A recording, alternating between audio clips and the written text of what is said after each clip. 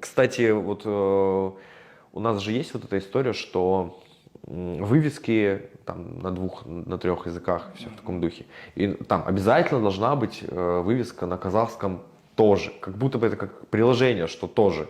Вот я человек, который казахский только постольку, поскольку изучает, потому что очень мало практики, очень тяжело дается. Но тем не менее, мне бы было гораздо легче, если бы вот завтра все вывески, например, были только на казахском. Просто бы убрали на русском и все. Ну, я бы, мне кажется, через месяц, через два понимал бы все уже, что написано на вывесках, потому что тебе, когда нужно, ты увидишь.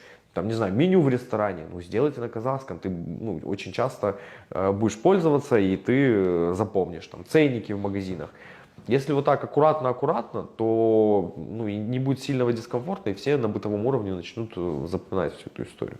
Ну, сначала, да, будет сложно, непривычно, но потихоньку человек будет привыкать, по сути.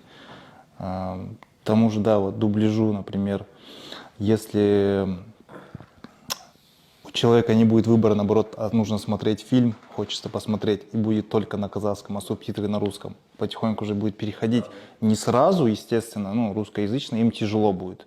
Не сразу, но потихоньку и будут также и учить казахский.